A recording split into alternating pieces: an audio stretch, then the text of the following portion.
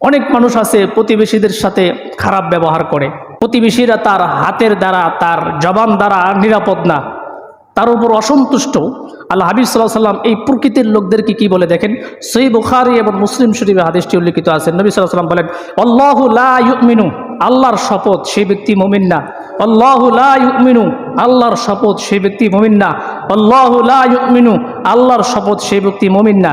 এই কথাটি নবী সাল্লাল্লাহু আলাইহি ওয়াসাল্লাম একবার নয়, দুইবার না, তিনবার বলছে। বলুন কয়বার? তিনবার। ক্বালু ওয়া মা যাকা ইয়া রাসূলুল্লাহ, সাহাবারা জিজ্ঞাসা করেন, ইয়া রাসূলুল্লাহ, কোন ব্যক্তি মুমিন না?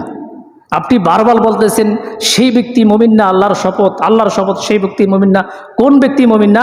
নবী করিম সাল্লাল্লাহু আলাইহি ওয়াসাল্লাম উত্তর দিলেন, ক্বালাল জারু লা ইয়ামানু জারুহু বাওয়াইকাহু, যে ব্যক্তির অনিষ্ঠা থেকে তার প্রতিবেশী নিরাপদ না, সেই ব্যক্তি মুমিন না। আমাদের সমাজে এমন কিছু মানুষ আছে প্রতিবেশীদের সাথে একই বাড়িতে বসবাস করে, একই সমাজে বসবাস করে, জবান দ্বারা প্রতিবেশীকে কষ্ট দেয়, আছে না নাই? জবান দ্বারা গালমন্দ করে, নানা রকম মন্তব্য করে, গীবত শেকায়াত করে, প্রতিবেশী তার উপর অসন্তুষ্ট।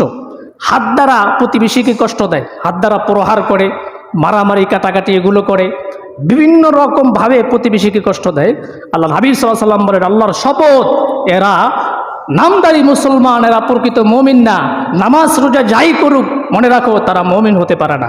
আর একটা হাদিস দেখি, সহিহ মুসলিম এবং মিশকাত শরীফে হাদিসটি উল্লেখিত আছে। নবী করিম সাল্লাল্লাহু আলাইহি ওয়াসাল্লাম বলেন, লা ইয়াদখুলুল জান্নাতা মান লা ইয়ামানু জারুহু বাওয়াইকাহু, সেই ব্যক্তি জান্নাতে যাবে না।